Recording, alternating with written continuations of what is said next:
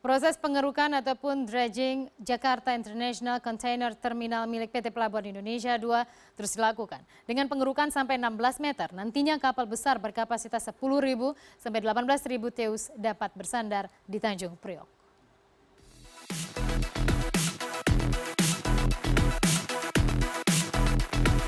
Pelabuhan Tanjung Priok merupakan pelabuhan tersibuk dan terbesar di Indonesia.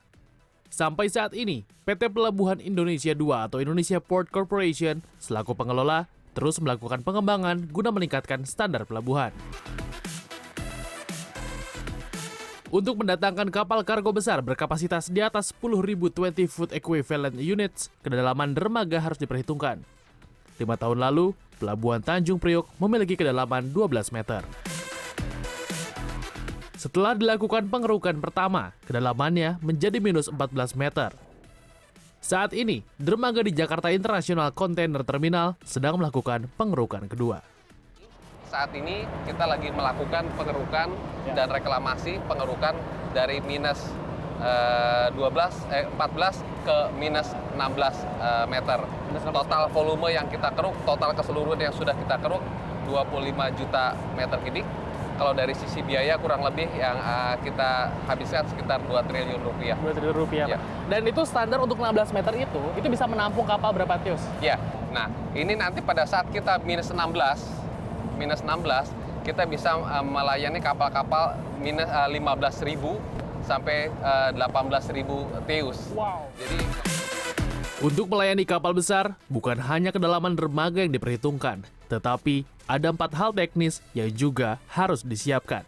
Jadi untuk bisa melayani kapal besar, minimal ada 4 hal yang harus bisa kita siapkan dari sisi teknis. Yang pertama dari alurnya sendiri. Alur dan kolamnya harus bisa melayani kapal itu masuk.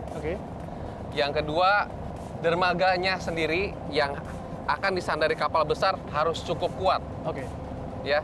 Yang ketiga adalah alat-alatnya sendiri harus tersedia. Kapal besar itu membutuhkan seperti kapal kemarin, kapal-kapal yang besar itu membutuhkan minimal 20 jangkauan alat. Ya, jangkauan alat. Kalau alatnya kecil, kapalnya tidak akan sampai itu bisa melayani. Jadi, yang keempat adalah masalah produktivitas. Kapal-kapal besar ini dibongkarnya harus cepat. Karena biaya operasi kapal yang besar-besar itu kurang lebih sekitar 50.000 sampai 60.000 US dollar per hari. Jadi makin cepat kita layani mereka berlayar, makin efisien mereka, makin efektif mereka. Itu sudah bisa kita layani di Tanjung Priok. Sebanyak 25 juta meter kubik tanah sudah dikeruk pada proses dredging kali ini. Tanah dari dasar laut itu kemudian dijadikan tanah reklamasi untuk material terminal pelabuhan baru nantinya. 5 juta yang dikeruk oleh kita. Itu kita reklamasi menjadi lahan ini. Oh, lahan yang itu ya? Iya. Ini lahan ini adalah lahan hasil reklamasi, hasil pengerukan. Hasil pengerukan kita dam di sana sebagai material untuk terminal nanti. Luas area totalnya nanti keseluruhan sekitar 425 hektar. 425 hektar. Ini sekarang lagi hasil pengerukan, kita timbun di sana, sekarang lagi dimatangkan.